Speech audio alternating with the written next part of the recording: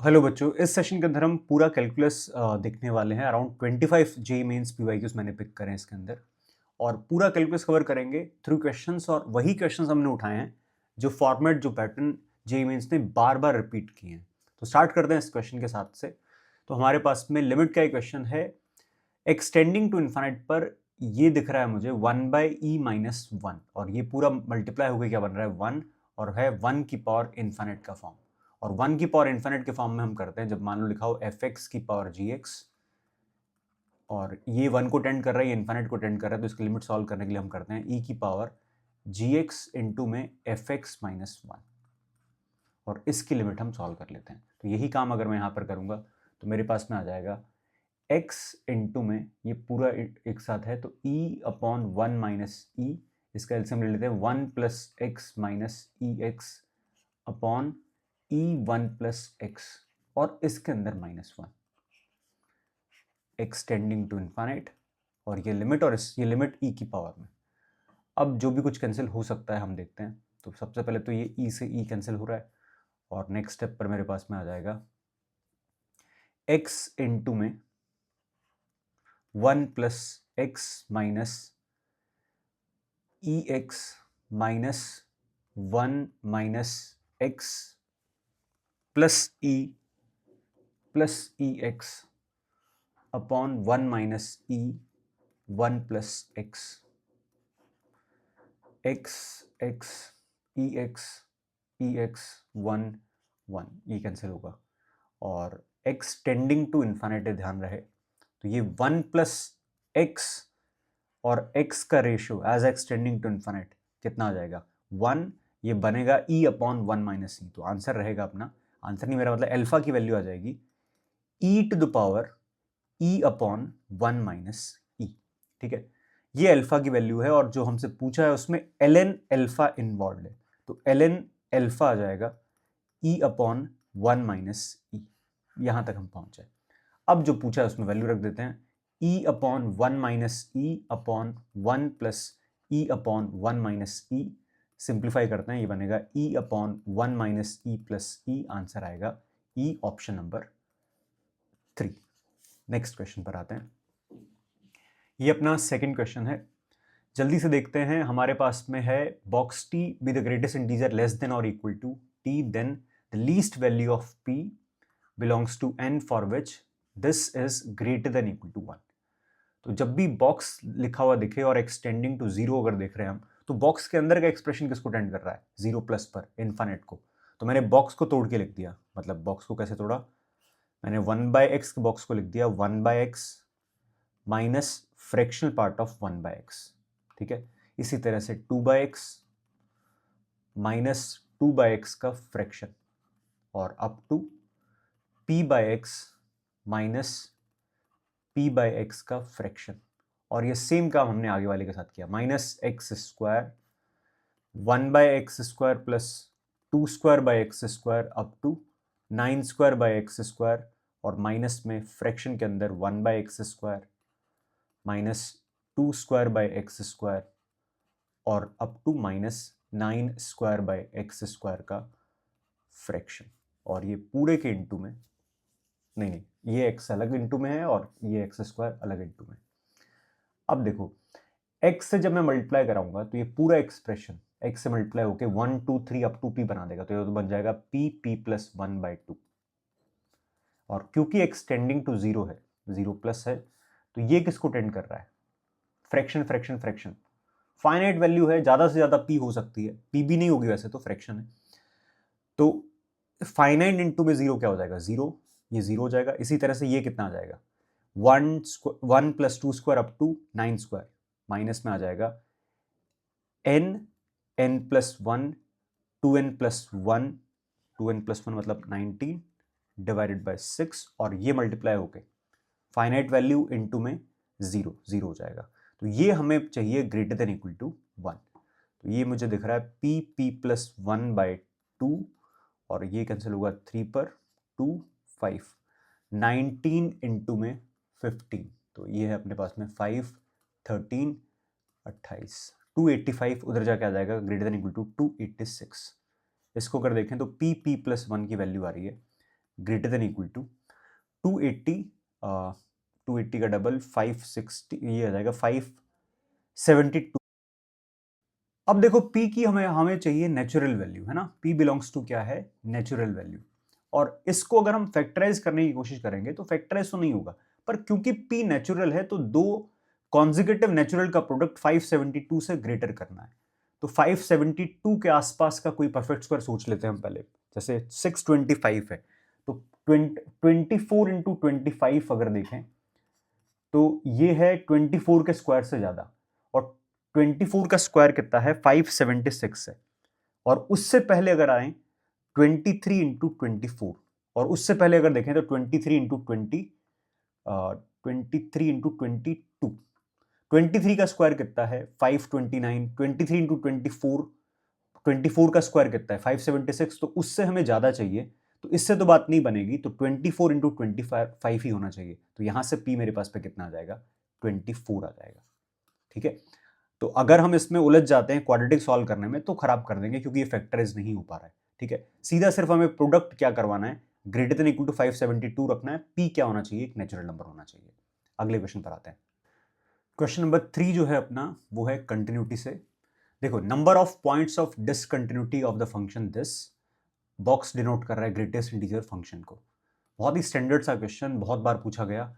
तो बॉक्स के अंदर एक्स स्क्वायर बाय 2 है, x 0 से 4 है, तो एक्स स्क्वायर बाय 2 कहां से कहां तक जाएगा, 0 पर 0 रहेगा, और 4 पर कितना आ जाएगा, 16 बाय 2 मतलब 8 तक जाएगा।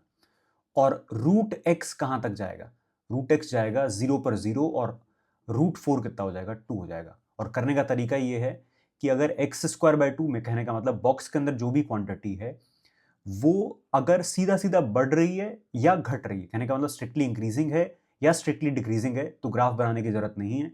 अगर घट के बढ़ रही है या बढ़ के घट रही है, मतलब ग्राफ अगर स्ट्रिक्टली इंक्रीजिंग या स्ट्रिक्टली डिक्रीजिंग नहीं है, तो हमें ग्राफ बनाना चाहिए। ठीक है, तो यहां पर मैं ग्राफ बनाने की जरूरत नहीं फील कर रहा हूं।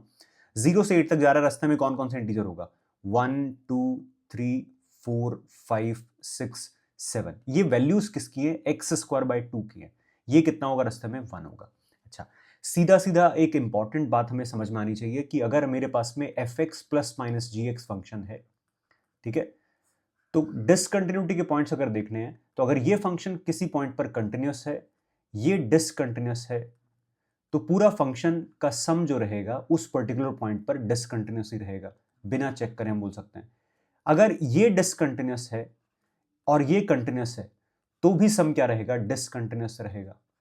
अगर दोनों डिसकंटिन्यूस है, डिसकंटिन्यूस डिसकंटिन्यूस, उस केस में हमें चेक करना पड़ेगा। और अगर कंटिन्यूस है तब तो दोनों का सम क्या रहेगा, कंटिन्यूस ही रहेगा। तो कहने का मतलब कंटिन्यूटी प्लस माइनस डिसकंटिन्यूटी, हमेशा डिसकंटिन्यूटी रहेगी उस पर्टिकुलर पॉइंट पर। और अगर डिसकंटिन्यूटी डिसकंटिन्यूटी है, तो उस केस में हम चेक करेंगे। जब दोनों फंक्शंस डिसकंटिन्यूस है किसी पॉइंट पर, तो चेक करना होता है। तो वापस आते हैं इस पर। तो मुझे रूट एक्स अगर दिख रहा है, तो x की किस वैल्यू पर ये इंटीजर हो रहा है, तो एक तो x इज इक्वल टू 0 पर हो रहा है, एक x इज इक्वल टू 1 पर हो रहा है, एक x इज इक्वल टू 4 पर हो रहा है। अच्छा, पहले तो मैं देख लेता हूं कि इनमें से कोई पॉइंट कॉमन है क्या। उससे भी पहले एक और चीज चेक कर लेते हैं। 0 पर अगर चेक करें तो 0 पर रूट एक्स कितना रहेगा, 0, 0 प्लस पर रूट एक्स 0 से थोड़ा बड़ा, लेकिन बॉक्स की वैल्यू 0, तो x इज इक्वल टू 0 तो डिसकंटिन्यूटी का पॉइंट नहीं है, क्योंकि मुझे सिर्फ यहां पर रूट एक्स की क्या चेक करना था, राइट हैंड कंटिन्यूटी, जो कि है, तो इसको हटा दिया मैंने। 4 पर देखें तो 4 पर रूट एक्स 2 रहेगा, लेकिन 4 से थोड़ा सा कम होगा, तो रूट एक्स की वैल्यू 2 से नीचे आ जाएगी, मतलब 1 हो जाएगी। तो ये है, इसको चेक करना है, 1 भी है। ठीक है, अब देखते हैं 4 पर एक्स स्क्वायर बाय 2 का क्या हाल है। 4 पर एक्स स्क्वायर बाय 2 रहेगा 16 बाय 2, 8, तो इसका मतलब 4 तो कॉमन पॉइंट है। 1 पर अगर देखें तो 1 पर 1 बाय 2 रहेगा, तो 1 इसका सिर्फ अकेला इसी का डिसकंटिन्यूटी का पॉइंट है। ठीक है, इधर आते हैं, इसके जो पॉइंट्स आएंगे, पहली बात तो अगर मैंने कॉमन ढूंढ रहा था तो 0 तो इसका भी हटा देता हूं मैं, बचा मेरे पास में 1 से लेके 8 तक, किसकी वैल्यूज, एक्स स्क्वायर बाय 2 की values. X is equal to 4 इसका और इसका सेम आ रहा था, और इस पर वैल्यू कितनी आ रही थी, 4 पर 8 आ रही थी। ये कौन सा पॉइंट है, कॉमन पॉइंट है। ठीक है, ध्यान से देखा जाए तो मैं एक बार अपने बात को समराइज कर लेता हूं। मैं कह रहा हूं कि दोनों के डिसकंटिन्यूटी के पॉइंट्स मैं अलग अलग देख रहा हूं। पहले मैं कॉमन पॉइंट अलग कर दे रहा हूं, और फिर अनकॉमन पॉइंट्स काउंट कर लेता हूं। तो कॉमन पॉइंट कौन कौन सा है, कॉमन जो है वो है x is equal to 4। Confuse मत करना, x इज इक्वल टू 4 पर x स्क्वायर बाय 2 कितना है 8, और x इज इक्वल टू 4 पर रूट x कितना है 2। इस पॉइंट पर दोनों क्या है, डिसकंटिन्यूअस है, तो ये कॉमन पॉइंट है। उसके बाद अनकॉमन पॉइंट कौन कौन से हैं? अनकॉमन, ये 7 इसके अनकॉमन ही रहेंगे, और ये 1 जो है ये भी अलग अलग पॉइंट है इसका डिसकंटिन्यूटी का, अनकॉमन पॉइंट रहेगा। तो टोटल अनकॉमन पॉइंट कितने आ गए 8। तो इन 8 अनकॉमन पॉइंट्स पर क्या हो रहा है, कंटिन्यूटी प्लस डिसकंटिन्यूटी आ रही है, तो ये क्या रहेगा, डिसकंटिन्यूअस ही रहेगा। ठीक है, तो ये 8 पॉइंट्स तो आ गए। x इक्वल 4 कॉमन पॉइंट है डिसकंटिन्यूटी का दोनों की, तो इसका सम कंटिन्यूअस है डिसकंटिन्यूअस है, ये हमें चेक करना पड़ेगा। तो चेक करते हैं। तो 4 प्लस पर अगर देखें तो ये कितना हो जाएगा, 4 प्लस तो खैर हमें जाना ही नहीं है, 4 ही देखना है। 4 पर ये कितना रहेगा 16/2 8, और ये कितना रहेगा 2, 8 माइनस 2 कितना हो जाएगा 6, और 4 माइनस पर ये कितना हो जाएगा 16/2 8 माइनस का बॉक्स 7, और ये क्या रहेगा 4 माइनस का अंडर रूट 2 माइनस का बॉक्स 1, कितना आ जाएगा 6। तो देखो दोनों 4 पर डिसकंटिन्यूअस थे, लेकिन उनका डिफरेंस क्या आ गया, कंटिन्यूअस। तो आंसर क्या आएगा, तो ये वाला पॉइंट क्या हो जाएगा, कंटिन्यूअस हो जाएगा। तो टोटल पॉइंट्स ऑफ डिसकंटिन्यूटी कितना रहेगा, 8 रहेगा। आंसर लिख लेता हूं मैं इसका 8। अच्छा क्वेश्चन है, और वीडियो पॉज करके इसको ट्राई जरूर कर लेना, क्योंकि ये क्वेश्चन लगभग दिखेगा ही दिखेगा तुम्हें इस फॉर्मेट का। ये अपना क्वेश्चन नंबर 4 है। mn number of points at which function fx which is maximum among x cube up to x की पावर 21। इस तरह से मैंने y एक्सिस x एक्सिस बनाई, और ये बना दी मैंने y is equal to x, और एक बना देता हूं मैं x क्यूब का ग्राफ, सिर्फ x क्यूब का, उसके बाद हम पूरी बात करते हैं। ये बनाया मैंने x क्यूब का ग्राफ। एक और बना देता हूं मैं ताकि थोड़ा सा क्लैरिटी रहे। ये अगर x क्यूब है और मैं बना देता हूं x की पावर 21 अगर मैं देखता हूं, तो इससे ऊपर जाऊंगा नीचे जाऊं, एक काम करता हूं, अभी तक तुम ये मत समझना कि ऑरेंज वाला किसका ग्राफ है, मैं बनाने के बाद तुम्हें वापस बताता हूं। ये मैंने बनाया एक और ग्राफ, ठीक है, इस तरह से। तो ध्यान से देखो, ये समझ लो ये तो है x, और ग्रीन वाला मान लेते हैं मैंने बनाया है x क्यूब, और ऑरेंज वाला मैंने बनाया है x की पावर 21। अब बस तुम देख लो, ये 0 से लेके 1 तक, ठीक है, 0 से लेके 1 तक सबसे ऊपर क्या रहेगा, x छोटी पावर, उससे नीचे x क्यूब, उससे नीचे x की पावर 5, फिर 7, x की पावर 9, अप टू x की पावर 21। 1 के आगे सबसे बड़ी पावर सबसे ऊपर x की पावर 21, उसके बाद में x की पावर 19, फिर 17, और फिर लास्ट में x होगा। और इधर आते हैं तो मैग्नीट्यूड उसी बात में रहेगा, लेकिन क्योंकि ये नेगेटिव है तो ये तुम्हें दिख ऐसे रहा है, सबसे ऊपर कौन दिख रहा है, ऑरेंज वाला, विच इज मैग्नीट्यूड वाइज सबसे छोटा, और सबसे नीचे कौन दिख रहा है, x, जो कि मैग्नीट्यूड वाइज सबसे बड़ा है, -1 से 0 के बीच में। चलो अब अगर मैं अपना ग्राफ तुम्हें पिक करके बताऊं कि अपना ग्राफ एक्चुअली है कौन सा, वो मैं हाईलाइट कर देता हूं व्हाइट से, है ना।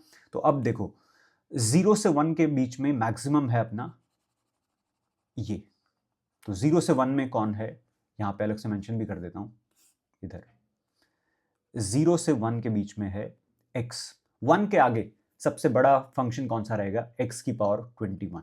-1 से 0 के बीच में सबसे बड़ा फंक्शन कौन सा रहेगा, x की पावर 21।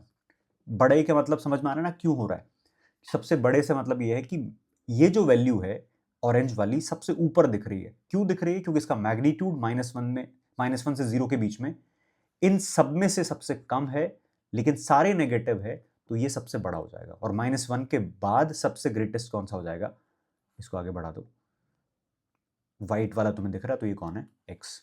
तो कहां पर डेफिनेशन चेंज हो रही है, -1 पर, 0 पर, 1 पर, इन्हीं 3 पॉइंट्स पर दिक्कत हो सकती है।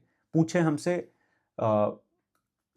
नॉन डिफरेंशिएबल और नॉट कंटिन्यूअस पूछा है। नॉट कंटिन्यूअस तो 0 है, क्योंकि सारे पॉइंट्स पर फंक्शन कैसा है, कंटिन्यूअस है, तो n की वैल्यू तो क्लियरली हमें दिख रही है 0। m और n यही है ना, m नॉन डिफरेंशिएबिलिटी वाला है और n कंटिन्यूटी वाला है, तो इसका मतलब n क्या होना चाहिए, 0 आ जाएगा। अब हम बात करते हैं m की बात अगर करें, तो मेरे पास में m के लिए 3 पॉइंट्स कैंडिडेट हैं।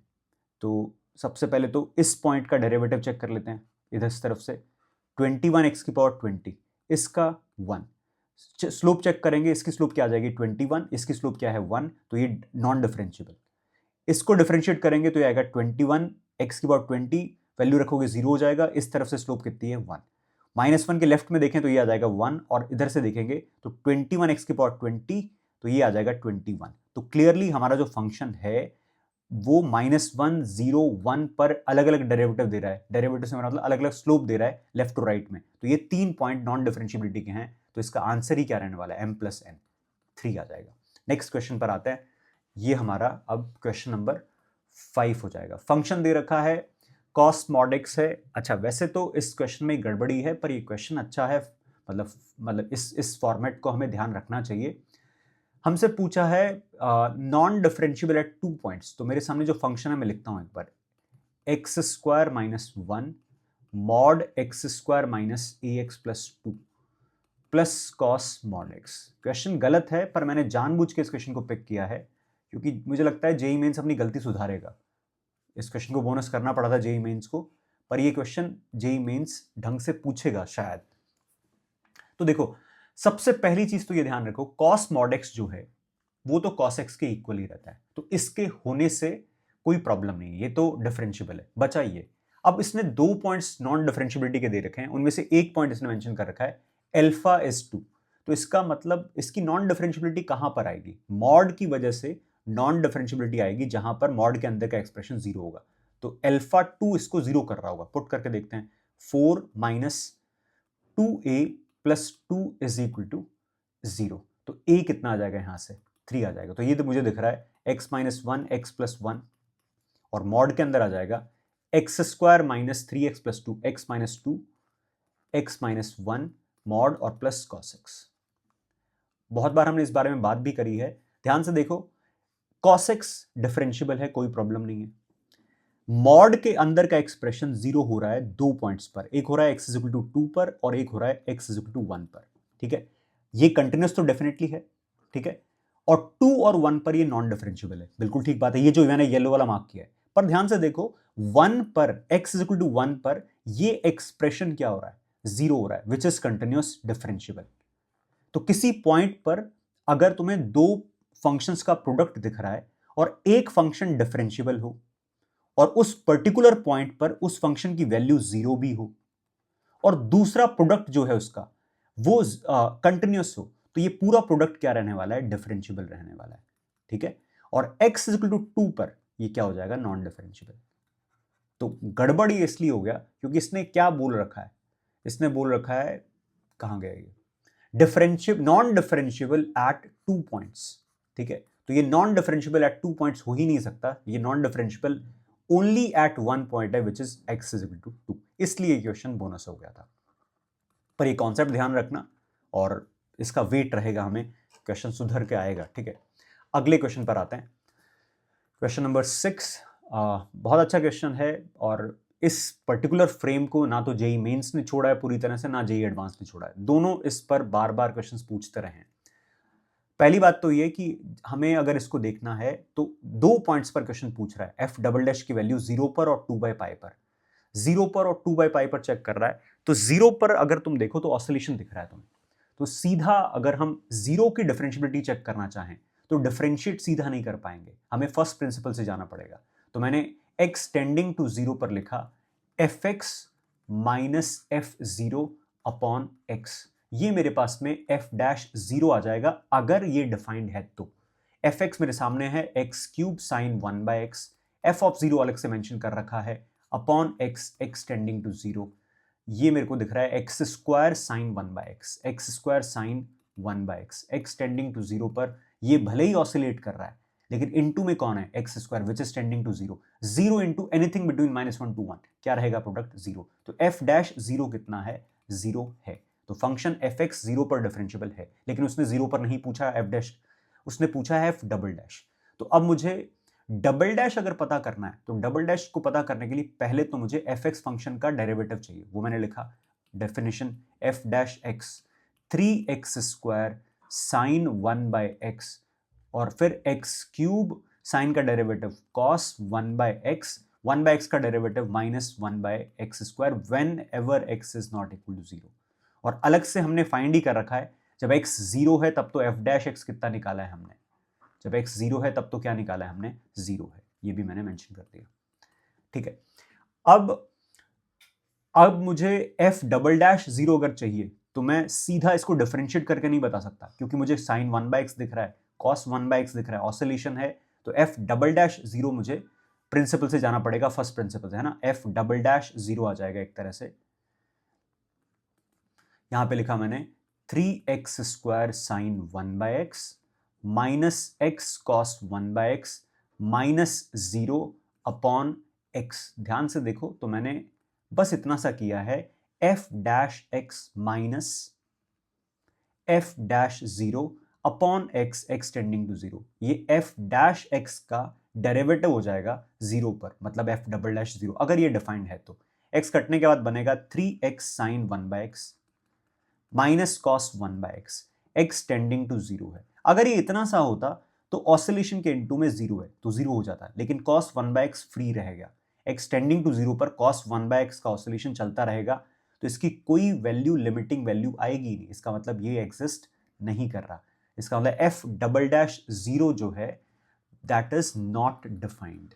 ठीक है, तो ऑप्शन 2 गलत है, ऑप्शन 1 गलत है। अब बचा ऑप्शन 3 एंड 4, तो इसके लिए मेरे को f' की डेफिनेशन को डिफरेंशिएट करना है, और 2/π पर किसी भी तरह की कोई प्रॉब्लम नहीं है, तो सीधा डिफरेंशिएट करूंगा मैं इसको, f'' निकालूंगा, कितना आएगा 6x sin 1/x और 3x² साइन का डेरिवेटिव cos 1/x का डेरिवेटिव माइनस 1/x², और ये क्या दिख रहा है, minus x cos x minus cos 1/x और माइनस x cos का डेरिवेटिव sin 1/x, लेकिन एक माइनस आया, 1/x का डेरिवेटिव माइनस 1/x², तो एक और माइनस साइन आ गया।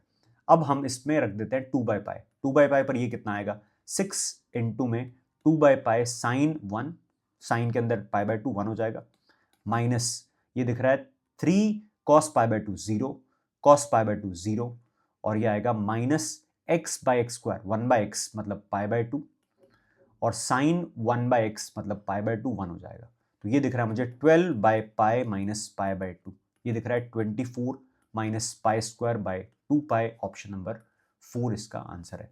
तो अच्छा क्वेश्चन है, और ये क्वेश्चन इसीलिए पिक किया मैंने कि हमें थोड़ी सी कॉन्सेप्ट की एकदम हमारा मतलब रिकॉल हो जाए उसको। क्वेश्चन नंबर 7 पर आते हैं, अच्छा क्वेश्चन है, वीडियो पॉज करके एक बार कर लो ट्राई इसको। R से R में एक function twice differentiable function defined है, एक फंक्शनल इक्वेशन हमें दे रखी है। ठीक है, तो पहला काम तो यही करना चाहिए कि एक बार फंक्शनल इक्वेशन ढंग से वापस लिख लो। तो मुझे दिख रहा है sin x cos y और इनटू में मल्टीप्लाई करा के मैं लिख दूं इसको f of 2x plus 2y minus sine x cos y into में f of 2x minus 2y is equal to cos x sin y into में f of 2x plus 2y और plus cos x sin y into में f of 2x minus 2y।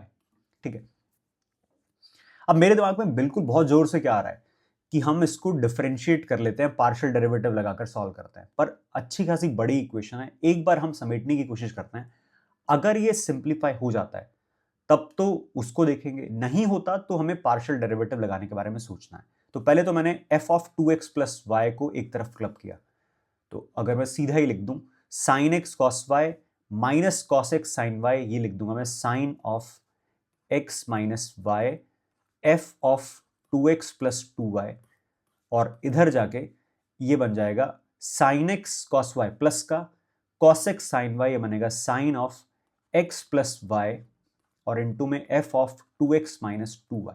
ठीक है, अच्छा इसको divide करें तो f of 2x plus 2y upon sine x plus y, और राइट हैंड साइड आ जाएगा f of 2x minus 2y upon sine of x minus y। ध्यान से देखो, ये चीज बहुत ही स्टैंडर्ड है और बहुत यूजफुल है, इसको ध्यान रखना। हमने क्या कर दिया, लेफ्ट हैंड और राइट हैंड के अंदर हमने फिल्टर कर दिया f of twice of x plus y upon sine of x plus y. Right side में f of twice of x minus y upon में sine of x minus y. तो अगर मैं यहां पर पुट कर देता हूं 2x प्लस 2y को, मान लेता हूं मैंने पुट कर दिया, क्या नया वेरिएबल नाम रखो, कुछ मैंने रख दिया इसको t रख दिया, ठीक है, और 2x माइनस 2y को मैंने रख दिया m रख दिया। तो ये बात बिल्कुल ठीक है कि 2x प्लस 2y और 2x माइनस 2y अगर m रखता हूं, x और y इंडिपेंडेंट है, तो t और m दो वेरिएबल मेरे पास में नहीं आ जाएंगे। क्या बनेगा यहां से f of t upon sine x t by 2, और right hand side f of m upon sine m by 2। m और t की हर वैल्यू के लिए अगर ये रेशियो इक्वल है तो इसका सीधा मतलब ये हुआ, m और t की हर वैल्यू के लिए अगर ये रेशियो इक्वल है तो इसका मतलब ये हुआ कि F T upon sine t by 2 constant रहने वाला है फॉर ऑल t। इसका मतलब एफ टी क्या आ जाएगा, सम k times sign t by T by 2 आ जाएगा। अब हमारे पास में कुछ क्वेश्चन में इंफॉर्मेशन है, f डैश 0 हाफ दे रखा है, तो इसको डिफरेंशिएट कर लेते हैं। f डैश t कितना आएगा, k cos t by 2 into में 1 बाई 2, और f डैश 0 अगर हाफ है तो हमारे पास में इसमें t को 0 रखा तो k बाई 2 कितना आ जाएगा, हाफ, मतलब k कितना आ जाएगा 1। इसका मतलब हमारे पास में एफ टी फंक्शन कितना आया, साइन टी बाई 2 आ गया। अब हमसे जो क्वेश्चन पे पूछा है वो हम देख लेते हैं। हमसे क्वेश्चन ने पूछा है double derivative 24 times double derivative, तो एफ डैश टी कितना आएगा 1 by 2 cos t by 2, f double dash t कितना आएगा 1 by 4 with negative sine sine t by 2, और f double dash 5 pi by 3 हमसे पूछा है minus 1 by 4 sine 5 pi by 6, मतलब कि माइनस 1 बाई 8 हमारा f double dash 5 pi by 3 है। अब F double dash 5 pi by 3 को 24 से मल्टीप्लाई कर देंगे तो ये मुझे दिख रहा है -3, आंसर आ जाएगा -3, ऑप्शन नंबर 3 -3। अब मैं तुम्हें इतना सा कहूंगा कि मुझे तो बहुत प्रॉब्लम होती है कि हमारा ब्रेन 3 बोल के कहीं इसको ना टिक कर दे, तो ध्यान रखना, या हमारा जो आंसर है वो -3 है, इसलिए मैं इस ऑप्शन को टिक कर रहा हूं, बस ये समझ लेना मैंने क्या बोला है, ठीक है। आगे बढ़ते हैं, क्वेश्चन नंबर 8, एओडी से ये क्वेश्चन है, और जो क्वेश्चन तुम्हें दिख रहा है ऐसा फ्रेम जेई ने लगातार पूछे हैं। एक स्फेरिकल चॉकलेट बॉल है, has a layer of ice cream of uniform thickness around it. तो चॉकलेट है और उसके ऊपर आइसक्रीम है इस तरह से, अरे बन जा, बना ही नहीं, इस तरह से, ऐसा कुछ, ठीक है। और आइसक्रीम की थिकनेस कितनी है 1 है, तो मतलब ये लेंथ कितनी है 1 है, और ice cream melts at rate of 81 centimetre cube, ठीक है। तो इसको मैंने एक बार के लिए आर मान लिया, ठीक है।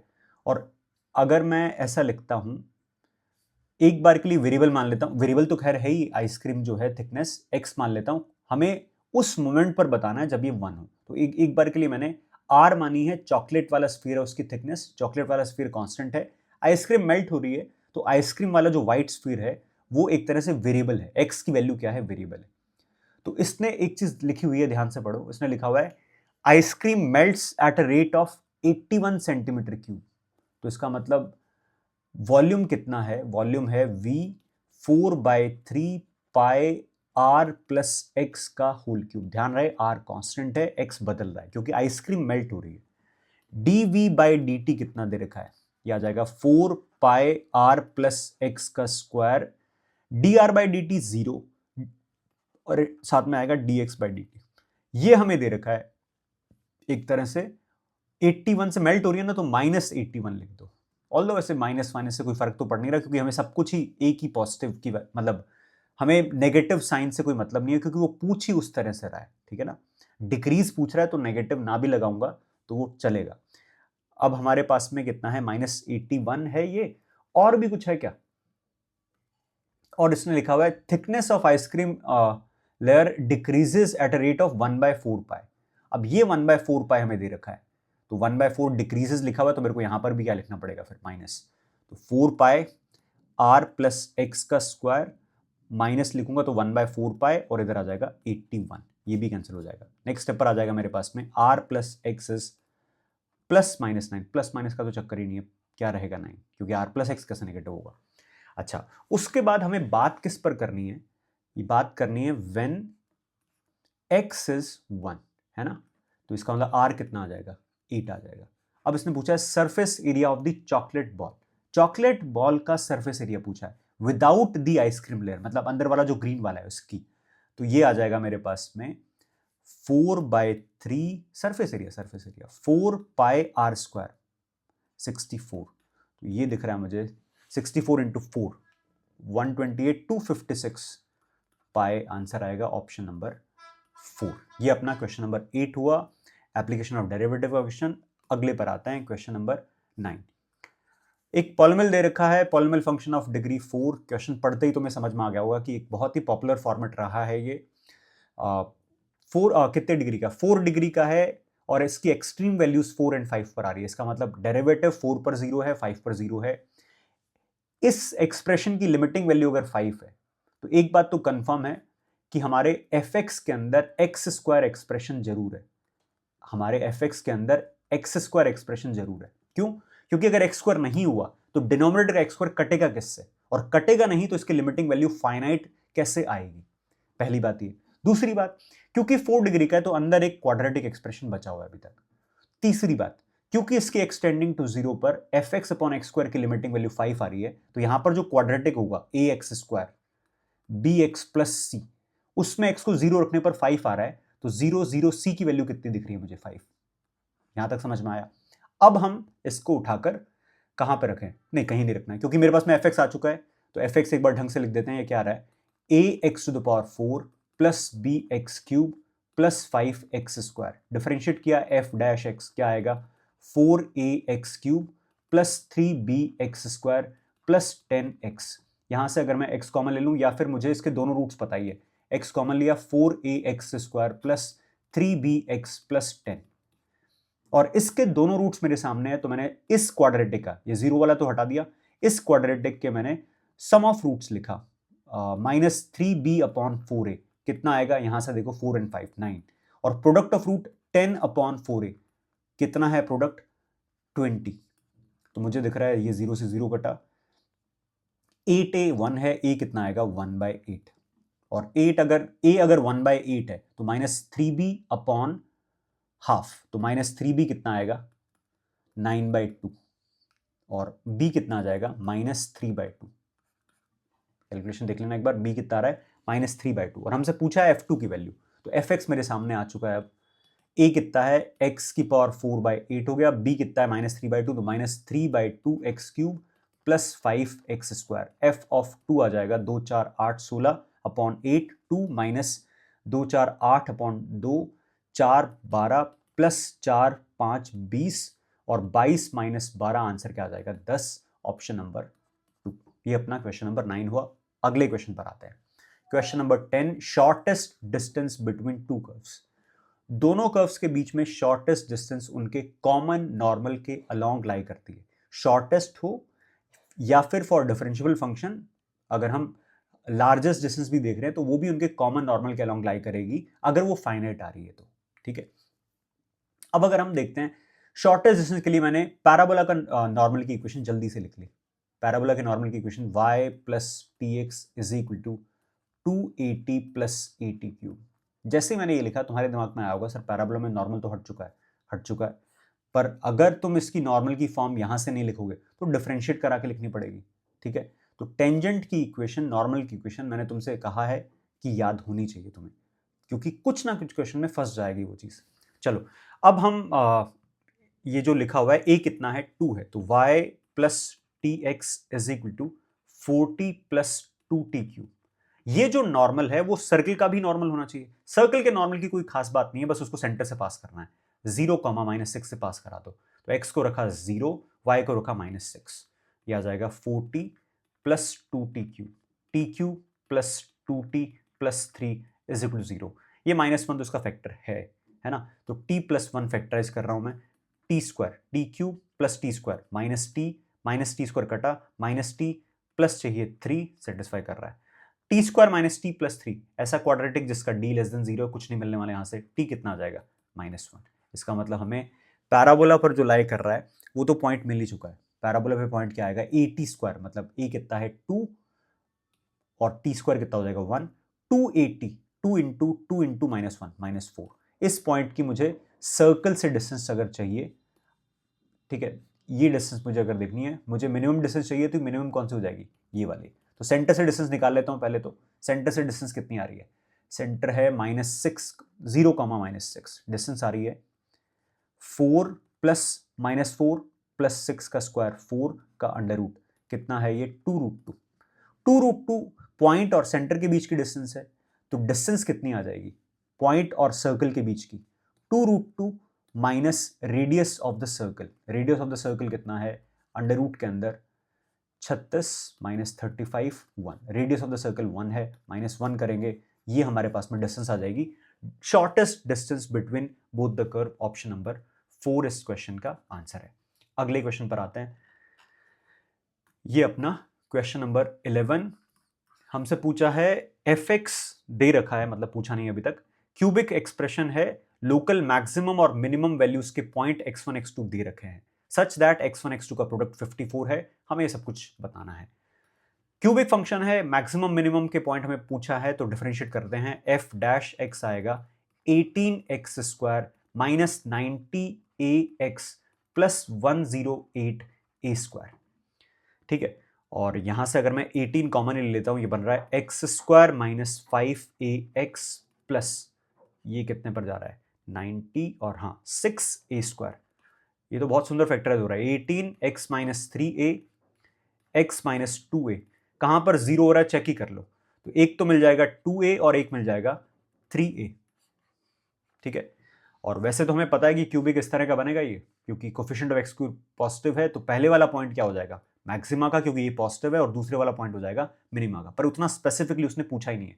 उसने देखा है कि ये जो मैक्सिमा मिनिमा की वैल्यूज आ रही है 2a और 3a, इसका प्रोडक्ट 54 है, तो इसका मतलब 6a स्क्वायर कितना दे रखा है 54, a स्क्वायर कितना आएगा 9, इसका मतलब a कितना आ जाएगा 3, -3 रिजेक्ट कर दिया मैंने क्योंकि ये पॉजिटिव दे रखा है। अच्छा, a अगर 3 है तो हमारे पास में a की वैल्यू तो 3 आ गई, प्लस x1 कितना है, x1 इसने मेंशन किया था मैक्सिमा, वैसे तो फर्क नहीं पड़ रहा क्योंकि x1 प्लस x2 पूछ रहा है, तो सीधा 5 लिख देता हूं और 3 से मल्टीप्लाई किया कितना आएगा 15, आंसर आ जाएगा ऑप्शन नंबर 1 18, ठीक है। एक ऐसा क्वेश्चन जो तुम्हें दिखेगा, अच्छे खासे चांसेस है। क्वेश्चन नंबर 12, फंक्शन दे रखा है स्ट्रिक्टली इंक्रीजिंग दे रखा है इस इंटरवल में, स्ट्रिक्टली डिक्रीजिंग दे रखा है दूसरे इंटरवल के अंदर। चलो भाई स्टार्ट करते हैं। डिफरेंशिएट किया, f dash x is equal to 1/3 minus 3/x square, factorise मतलब एक तरह एलसीएम लेते हैं, x square minus 9 upon 3x square, x minus 3 x plus 3 upon 3x square, number line 3 -3 और 0 भी मार्क कर लिया मैंने क्योंकि 0 पर डिनोमिनेटर 0 हो रहा है, तो एकदम राइट से चलेंगे, प्लस, लेकिन x स्क्वायर है, साइन चीज नहीं होगा 0 के अबाउट, माइनस है तो इधर भी क्या आ जाएगा माइनस, फिर इधर क्या आ जाएगा प्लस। अच्छा, अब इसने पूछा है स्ट्रिक्टली इंक्रीजिंग, तो ये दिख रहा है मुझे, ये दिख रहा है, तो एक आ रहा है माइनस इन्फानेट से -3 यूनियन 3 से इन्फानेट, तो यहां से मुझे अल्फा 1 दिख रहा है, -3 अल्फा 2 दिख रहा है 3। आगे बढ़ते हैं, स्ट्रिक्टली डिक्रीजिंग हमें दिख रहा है -3 से 0 यूनियन 0 से 3 में, तो इसका मतलब अल्फा 3 अल्फा 4, अल्फा 3 कितना है -3, अल्फा 4 कितना है 0 और अल्फा 5 कितना है 3। सारी वैल्यूज मेरे सामने है, सारे अल्फाज का स्क्वायर चाहिए और उनका सम करना है, तो 9 + 9 + 9 + 9, ठीक है ना, यही है, हाँ ठीक है, और 0 0 आएगा कोई फर्क नहीं पड़ेगा उससे, तो 36 इस क्वेश्चन का आंसर है। एक छोटी सी बात, मतलब कमी नहीं निकाल रहा, पर मुझे लगता है बताना चाहिए कि देखो स्ट्रिक्टली इंक्रीजिंग जब लिखा जाता है ना, तो क्योंकि फंक्शन बीच में, मतलब इन दो इंटरवल में, अलग अलग इंटरवल में देखा जाए तो स्ट्रिक्टली इंक्रीजिंग है, ठीक है। तो यहां पर जो एक्चुअल नोटेशन होना चाहिए वो यूनियन की जगह कॉमा लगना चाहिए ऐसे, ठीक है। पर चलो इतनी डिटेल में हम अभी बात नहीं करते, किसी और दिन बात करेंगे। क्वेश्चन नंबर 13, एक स्टैंडर्ड और एक बहुत रेगुलर फॉर्मेट जो इंटीग्रेशन में पूछा गया है, जब भी डिनोमिनेटर में लीनियर के पावर्स का सम तुम्हें इवन दिख रहा हो और स्पेसिफिकली अगर सम कितना दिख रहा हो 2 दिख रहा हो तो इसमें हम बड़ी पावर वाले लीनियर से डिवाइड कर देते हैं। बड़ी से ऐसा कोई रूल नहीं है, बस बड़ी से कैलकुलेशन थोड़ी आसान हो जाती है। तो मैंने डिवाइड किया x प्लस 15 की पावर 15/30 पावर 2 से, तो क्या बनेगा इंटीग्रेशन x प्लस 15 की पावर -2 नीचे आ जाएगा x minus 11 upon x plus 15 की पावर 11/13 और मैंने पुट कर दिया x माइनस 11/x प्लस 15 को t पुट कर दिया। ठीक है, देखो अब बनेगा ये x प्लस 15 का स्क्वायर ऊपर आएगा x प्लस 15 माइनस में x plus 11 dx is dt। तो ये हमें दिख रहा है 26 dx अपॉन x प्लस 15 का स्क्वायर इज dt। तो इंटीग्रेशन में हमारे पास में ये जो दिख रहा है x प्लस 15 की पावर -2 dx क्लब होके बन जाएगा 1/26 dt upon t to the power 11/13। Integrate होके t की पावर -11/13 का इंटीग्रेशन हो जाएगा t की पावर 2/13 डिवाइडेड बाय 2/13 ऊपर चला जाएगा और प्लस ऑब्वियसली कांस्टेंट इंटीग्रेशन का 13/26 1/4 t कौन है t ये है x minus 11 upon x plus 15 की पावर 2/13 और प्लस c है। अच्छा I37 कितना आएगा? वैसे तो प्लस c आएगा लेकिन I37 माइनस I24 करना है तो इंटीग्रेशन का कांस्टेंट फर्क नहीं डालेगा। ठीक है, तो I37 माइनस I24 तो ये पुट करते हैं 37 माइनस 11 36 26 तो ये 1/4 26 अपॉन 37 प्लस 15 42 52 की power 2/13 minus I24 24 minus 11 13 24 plus 15 39 की पावर 2/13 और ये बन रहा है 1/4 बाहर कॉमन लिया मैंने 26/52 1/2 और पावर 1/13 दिखानी है तो 1/2 की पावर 2 मतलब 1/4 की पावर 1/13 लिख सकते हैं ना ऐसा, नीचे ही तो 4 बनेगा माइनस 1/4 बाहर चला गया 13/39 1/3 पावर 1/13 दिखानी है तो 1/3 का स्क्वायर 1/9 9 की पावर 1/13। और अब अगर हम देखें तो b कितना दिख रहा है मुझे? b मुझे दिख रहा है 4 और c दिख रहा है मुझे 9 4 9 13 13 इंटू 3 39 इस क्वेश्चन का आंसर होगा। अगले क्वेश्चन पर आते हैं, क्वेश्चन नंबर 40। एक और ऐसा फॉर्मेट जो दिख सकता है इंडेफिनिट के अंदर। यहां पे x की पावर -24 है, x की पावर -26 है, होल पावर 23 है।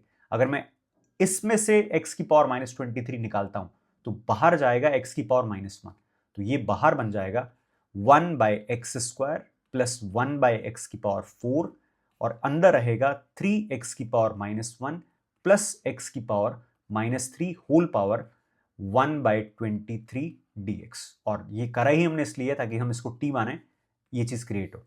3x की पावर -1 प्लस x की पावर -3 को मैंने t रखा, 3x की पावर -2 माइनस 3x की power -4 dx is equal to dt। ये बाहर वेट ही कर रहा है इस चीज के लिए। एक सेकेंड, माइनस एक और भी तो आना चाहिए था, यहां पे भी माइनस आएगा ये वाला, क्योंकि मैंने 3x की पावर -1 है। देखो क्या होता है कि हम इस तरह की गड़बड़ी कर सकते हैं पेपर में भी, पर वो हमें चेक करते रहना चाहिए क्योंकि ये लिखा और यहां पर क्या चाहिए था मुझे सेम साइन का, तो मुझे समझ में आ गया कि सेम साइन का तो मैंने ही कुछ गलती करी होगी। तो क्या करा मैंने, यहाँ पे इसका डेरिवेटिव गलत लिख दिया था। क्या आएगा, ये आ जाएगा 1/3, इनफैक्ट -1/3 इंटीग्रेशन, इसको क्या रखा t की पावर 1/23 dt इंटीग्रेट किया -1/3 t की पावर 24/23 अपॉन 24/23 तो ये दिख रहा है मुझे -1/3 23/24 t की पावर 24/23 और प्लस c। और t कौन है, t जो है वो वापस रख देते हैं। तो यहां पर अगर मैं रखता हूं t की जगह वापस वही चीज, t मैंने लेट किया था, इसी एक्सप्रेशन को t लेट किया था, ऊपर देख भी लो, हाँ इसी को लिया था। तो ये आ जाएगा -1/3 23/24 और उसको समेटना नहीं है, जैसा है वैसा लिख दो। 3x की पावर -1 प्लस x की पावर -3 होल पावर 24/23 प्लस सी, यहां तक पहुंचे। और सी अपना आर्बिट्री कांस्टेंट है। कंपेयर अगर करते हैं तो -1/3 हमारे पास में है, क्वेश्चन में भी है। Alpha upon alpha plus 1, 23 24, alpha दिख तो रहा है 23, ज्यादा कुछ इसमें करने की जरूरत है नहीं। उसके बाद में बीटा कितना दिख रहा है, 1 या -1, -1, और गामा कितना दिख रहा है, -3, पावर में अल्फा प्लस 1, 24 23 सब कुछ सेटिस्फाई कर रहा है। इसका मतलब अल्फा 23, बीटा -1, गामा -1, सबका सम हमसे पूछा है, आंसर आ जाएगा इसका 19। ठीक है, ऐसा क्वेश्चन जो एक बार तुम्हें खुद से जरूर सॉल्व करना चाहिए। ठीक है, और जो इसमें मैनिपुलेशन है वो ध्यान रखो। ठीक है, क्या किया हमने, यहां से हमने x की पावर -23 निकाला, 23 क्यों निकाला इसको देख के, और इसमें मल्टीप्लाई कर दिया, फिर अंदर वाला एक्सप्रेशन का डेरिवेटिव बाहर दिख रहा था। ये अपना क्वेश्चन नंबर 14। अगले क्वेश्चन पर आते हैं, ये है अपना क्वेश्चन नंबर 15। जल्दी से देखते हैं, fx फंक्शन दे रखा है I1, तो पहले तो I1 ही कर देते हैं। fx है 7 tan की पावर 6x sec² x, यहां से मैंने tan की पावर 6 कॉमन लिया, -3 tan² x कॉमन लेंगे, अंदर रहेगा 1 + tan² x, मतलब ये बनेगा sec² x। इंटीग्रेट किया 0 से π/4 में इसको। ठीक है, ये है अपना I1। जैसे ही मैंने tan x को t पुट किया, ये 7t t⁶ -3t² इंटीग्रेशन, और क्योंकि मैंने tan x को t पुट किया है, sec² x dx बन गया है, 0 से बन जाएगा 1, ये बन जाएगा t⁻7 - t³, 0 से 1, पूरा एक्सप्रेशन क्या हो गया, 0। तो I1 तो क्लियरली 0 है, तो ये तो आया और गया, ये तो 0 है। अब बचा I2। I2 में तुम ध्यान से देखो, x इंटू fx है, तो मैंने लिखा I2 x, fx कौन है, 7 tan⁶ x - 3 tan² x के इंटू में sec² x। और एक यूजफुल बाय पार्ट्स का जो फॉर्मेट है उसमें हम क्या करते हैं, x इंटू में ये एक्सप्रेशन लिखा हुआ है, क्या हम इसको इंटीग्रेट कर सकते हैं, अभी अभी किया है, तो बाय पार्ट्स लगाते हैं। x, इसका इंटीग्रेशन कितना है, यहां तक यूज कर लेना, इसका इंटीग्रेशन कितना आएगा, tan⁷ x minus tan³ x, और माइनस इंटीग्रेशन x का डेरिवेटिव 1, और ये tan⁷ minus tan³ as it is, tan³ common ही ले लेते हैं, tan³ x इधर रहेगा tan² x - 1, और tan² x + 1 sec² x dx, tan x को t मानेंगे। उससे पहले एक काम करो, इसमें अगर मैं 0 से π/4 पुट करूंगा, 0 पर ये 0, इनफैक्ट ये भी 0 है, π/4 पर इनका डिफरेंस फिर से 0, तो ये तो 0 होगा।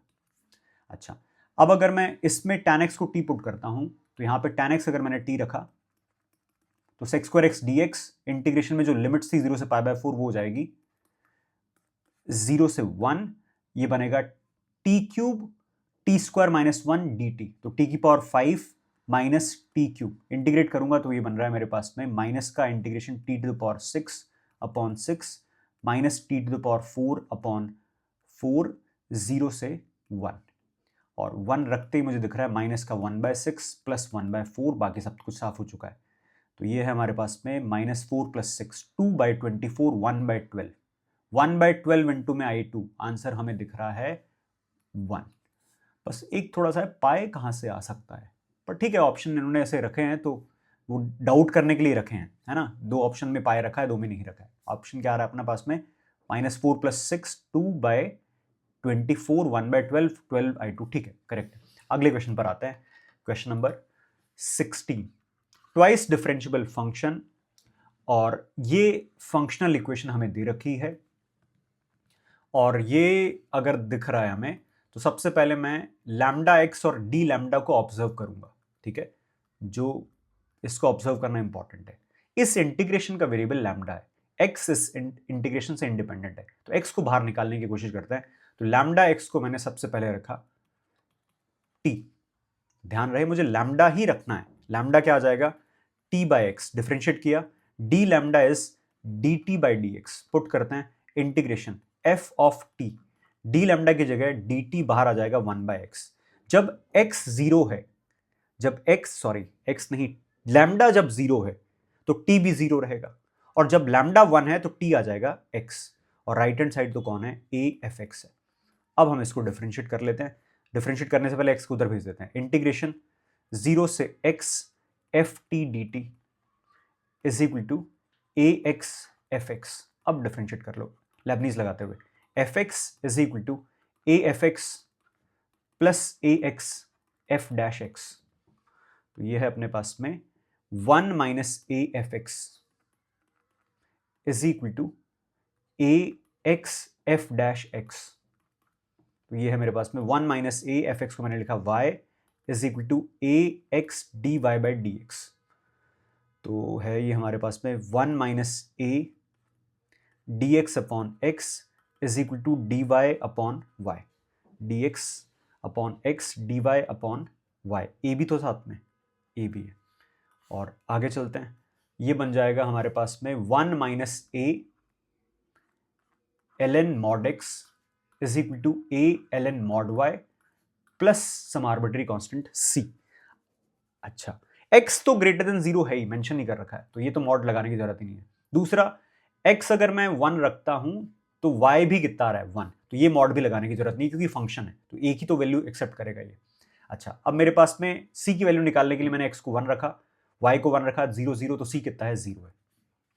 ठीक है, तो अब हमारे पास में आ चुका है ये 1 minus a ln x is equal to a ln y। और भी कुछ वैल्यू दे रखी है हमें दे रखा है f ऑफ 16 1/8 है। पुट करते हैं 1 माइनस ए, x को रखा 16 मतलब ln 16 is equal to a ln y कितना है 1/8, ln 1/8 को मैंने लिख दिया माइनस का 8। अब हम इसको देखते हैं 1 माइनस ए 4 ln 2, 16 को लिखा ln 16 को, माइनस 3a ln 2 कैंसिल कराओ, 4 minus 4a is equal to minus 3a। यहां से a कितना आ जाएगा 4 हो जाएगा। a अगर 4 है तो हमारे पास में वापस फंक्शनल इक्वेशन क्या दिख रही है, minus 3 ln x is equal to 4 ln y, और हमसे पूछा है f डैश 1/16। तो अपने f डैश का कोई रिलेशन था क्या पहले से पता हो तो? चलो ठीक है, अब यहां से लिख लेते हैं x की power minus 3 is equal to y की पावर 4। तो y कितना आ चुका है x की पावर माइनस 3/4। अब इसको डिफरेंशिएट करा लेते हैं, dy बाई डी एक्स आ जाएगा माइनस 3/4 x की पावर माइनस 7/4। ये अपना f डैश x है। पुट करते हैं 16 minus f dash 1/16 minus minus plus 3/4, x कितना है 1/16 की पावर कितनी है माइनस 7/4। ये मुझे दिख रहा है 16 प्लस 3/4, 2 की पावर माइनस 4 की पावर माइनस 1/4, 2 की पावर 7, 2 की पावर 7 मतलब लिख देते हैं ऐसे, 4 से कैंसिल किया, 2 की पावर 5 मतलब 32, 32 इंटू 3 ये आएगा 6 और 9, 96 और 16 112 आ जाएगा। तो ये थोड़ा कैलकुलेशन तो थी इसमें, पर ऐसे क्वेश्चन से डरना नहीं है, स्टैंडर्ड फॉर्मेट है, एक्सेप्ट करना है कि हम इसको सॉल्व करेंगे। अगले क्वेश्चन पर आते हैं, क्वेश्चन नंबर हो जाएगा अपना 16, इसको सही से लिखते हैं, हाँ यहां पर आते हैं, ये हमारा क्वेश्चन नंबर 16 है या 17 है, कौन सा है 17।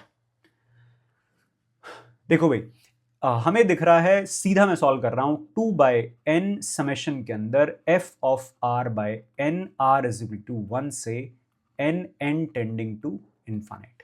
ठीक है, और ये मुझे दिख रहा है 2 बाहर रखा समेशन के अंदर, f r by n, f कौन है log बेस 2 है, तो मैंने पहले से लिख दिया ln अपॉन ln 2, और अंदर आ जाएगा 1 plus tan pi r by n और 4।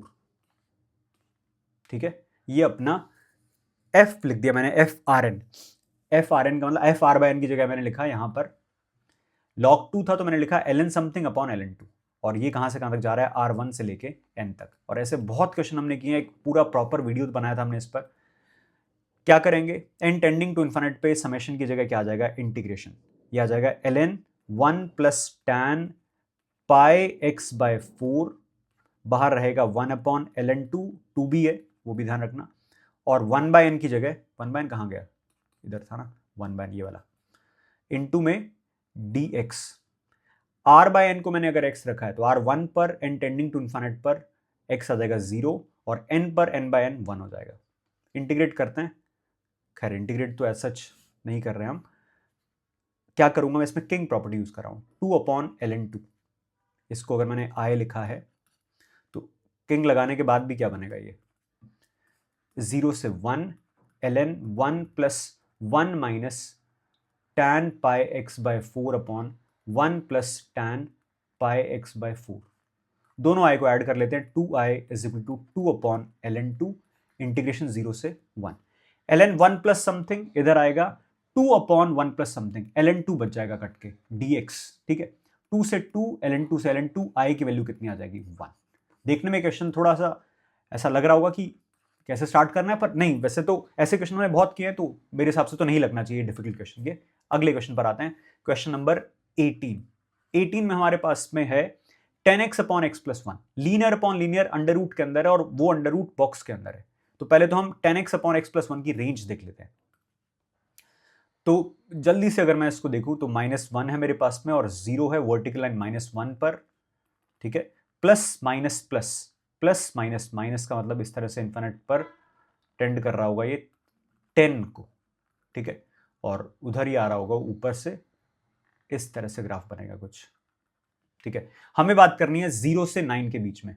तो 0 पर वैल्यू कितनी आएगी इसकी, 10x अपॉन एक्स प्लस 1 की वैल्यू 0 पर, x इज इक्वल टू 0 पर इसकी वैल्यू कितनी है 0, और x इज इक्वल टू 9 पर इसकी वैल्यू कितनी है, 9 पर इसकी वैल्यू है 90 अपॉन 10, 9 ही है क्या, 9 पर इसकी वैल्यू 90 अपॉन 10, 9 ही इसकी वैल्यू है।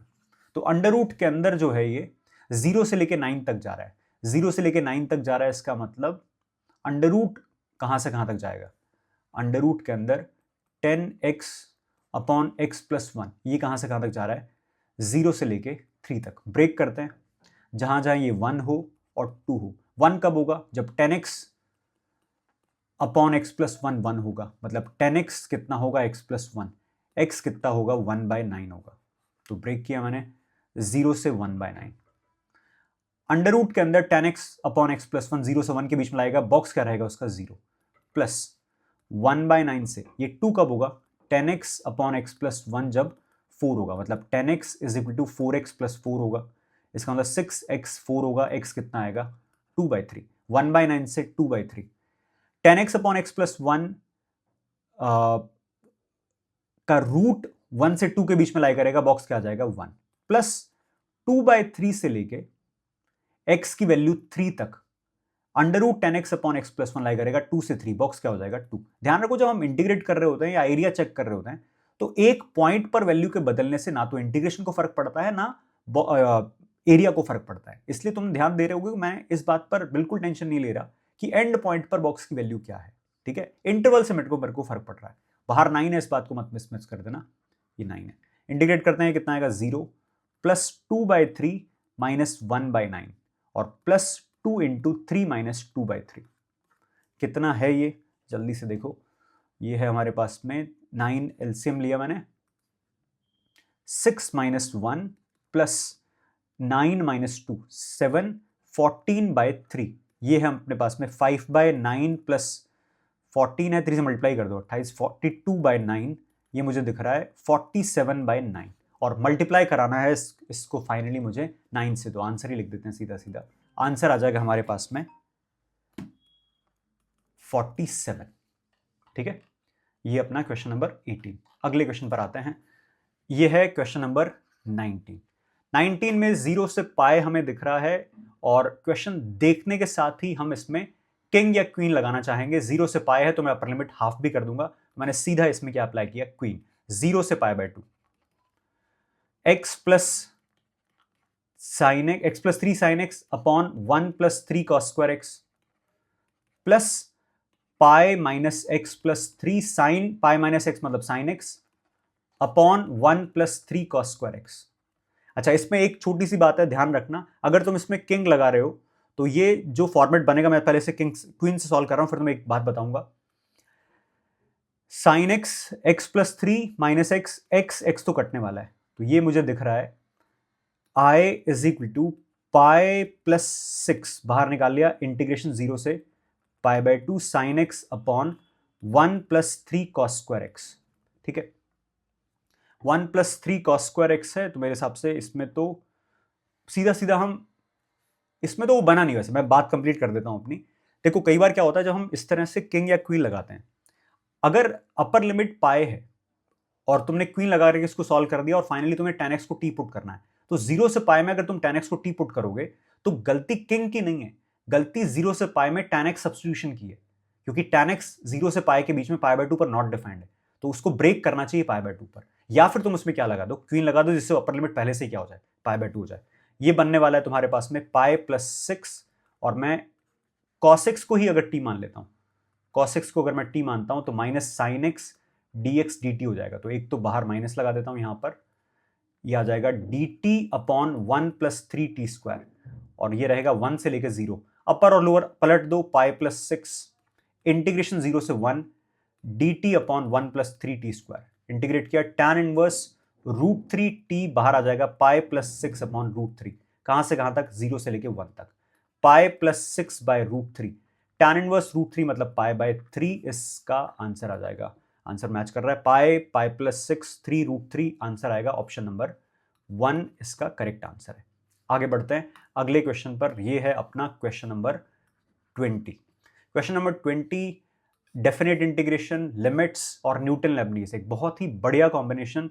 सीधा हमें x टेंडिंग टू 0 पर क्या दिख रहा है, ये किसको टेंड कर रहा है, 0 को, ये भी किसको टेंड कर रहा है, 0 को। डिनोमिनेटर में जो फॉर्मेट है वो पहले मैं इसको कंप्लीट कर रहा हूं, e⁻x² - 1 अपॉन x² इंटू में x², ऊपर है x 0 से x ft dt, x tending to 0, x tending to 0 पर ये क्या है, लिमिटिंग वैल्यू 1 आती है इसकी, क्योंकि ये फाइनाइट है, नॉन जीरो है, फैक्टर है, तो इसकी वैल्यू मैं लिमिट पुट कर रहा हूं यहां पे, तो इसको सीधा लिख दिया x टेंडिंग टू 0, इसकी जगह 1, x से x² कटा, इंटीग्रेशन 0 से x ft dt upon x, अब मैं न्यूटन लेबनीज लगा लेता हूं, तो ऊपर आ जाएगा fx, नीचे आ जाएगा 1, x टेंडिंग टू 0 है, कितना आ रहा है, ये आ रहा है मेरे पास में अल्फा, और x टेंडिंग टू 0 पर fx की वैल्यू f0 कितना दे रखा है, हाफ, अल्फा कितना आ रहा है, हाफ, 8 टाइम्स α², 1/4, आंसर आ जाएगा 2। एक सीधा स्टैंडर्ड पक्का सही करने वाला क्वेश्चन। अगले क्वेश्चन पर आते हैं, क्वेश्चन नंबर 21। क्वेश्चन नंबर 21 वैसे तो हमने एरिया के अंदर डिस्कस किया हुआ है, लेकिन एक बार जल्दी से सॉल्व कर लेते हैं, और ऐसे तो हमने बहुत सारे क्वेश्चन सॉल्व करके, एरिया को मेंशन इसलिए किया क्योंकि अभी रिसेंटली कल या परसों ही तो हमने कंप्लीट किया था एरिया। y e⁻x का ग्राफ अगर मैं बनाऊं तो ये y e⁻x का ग्राफ है, e⁻x-1 का ग्राफ, e⁻x-1 का ग्राफ नीचे से शुरू होगा, 0 पर 0 होगा, लेकिन ये सब तो ठीक है, यहां तक तो सही है, लेकिन उसके बाद जो नीचे वाला ग्राफ है पलट के ऊपर चला जाएगा इस तरह से, और ये किसको टेंड कर रहा है, 1 को, और हमें देखना है e⁻x व्हाइट, येलो और y एक्सिस मतलब ग्रीन, ये वाला पार्ट हमें चाहिए, दोनों का इंटरसेक्शन पॉइंट e⁻x का और 1 - e⁻x का, 1 - e⁻x क्योंकि पीछे की तरफ दिख रहा है, क्लियर दिख रहा है, e⁻x - 1 नेगेटिव होगा, e⁻x कितना आ जाएगा, हाफ, x कितना आ जाएगा, -ln2, तो इंटीग्रेट किया, -ln2 से लेके 0 के बीच में, अपर कौन है, e⁻x, माइनस लोअर कौन है e⁻x - 1 का मॉड, तो ये खुलेगा 1 - e⁻x, तो ये आ रहा है 2e⁻x - x -ln2 से 0 पर कितना रहा, 2, माइनस ln2 पर कितना रहेगा, 2 और e⁻−ln2, 2 और ये आ रहा है e⁻−ln2 मतलब e⁻ln½ e⁻ln½ का मतलब हाफ, और माइनस प्लस ln2, तो मुझे दिख रहा है 2 - 1 ln2 इस क्वेश्चन का आंसर हो जाएगा। ठीक है, ये अपना क्वेश्चन नंबर 21।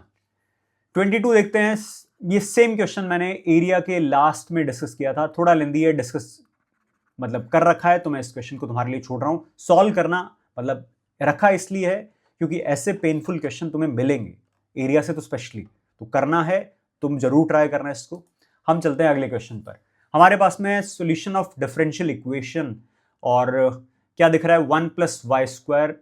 देखो डिफरेंशियल इक्वेशन हमें अगर दिखता है, क्वेश्चन नंबर कौन सा हो जाएगा, डिफरेंशियल इक्वेशन अगर हमें दिखता है तो हमारे दिमाग में आना चाहिए सबसे पहले लीनियर डिफरेंशियल इक्वेशन।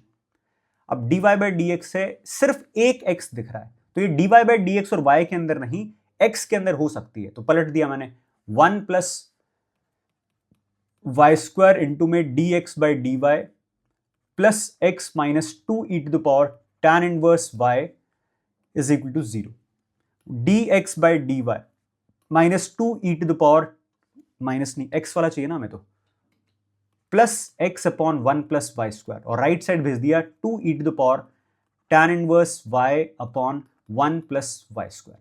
ठीक है, और सब सही है। ठीक है, चलो इंटीग्रेटिंग फैक्टर मुझे चाहिए e की पावर में integration one upon one plus y square, सीधा सीधा दिख रहा है e की पावर tan inverse y, x into में tan inverse y is equal to e की पावर tan इनवर्स y, संभालना, ठीक है, इज इक्वल टू क्या है, integration two e to the power tan inverse y का whole square divided by one plus y square, और e की पावर tan इनवर्स y को ही अगर मैं t मान लेता हूं तो मुझे दिखेगा ये टू ई की पावर टू टी अपॉन कटकटा के dt बच जाएगा सीधा सीधा, तो e की पावर टू टी ही बच जाएगा, और प्लस c इधर है x e to the power tan inverse y, divide करेंगे x क्या आ जाएगा e to the power tan inverse y plus c e to the power minus tan inverse y।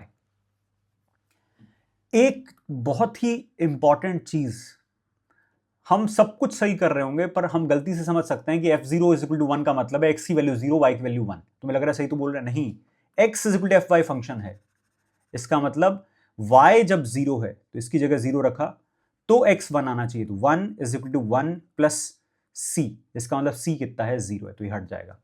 अब हमसे पूछा है f of 1 by root two, f of 1 by root two का मतलब y की वैल्यू 1 बाय रूट 3 रखो, ठीक है, x कितना आ जाएगा e to the power tan inverse 1 by root 3, e की पावर पाई बाय 6, आंसर आएगा ऑप्शन नंबर 1।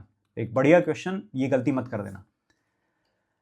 अगले क्वेश्चन पर आते हैं, यह है अपना question number 24, dy by dx प्लस tan x इंटू में y, एक स्टैंडर्ड लीनियर डिफरेंशियल इक्वेशन जो कि एक्सपेक्टेड है, e की पावर में इंटीग्रेशन tan x, e की पावर में ln sec x बच जाएगा और e कट जाएगा।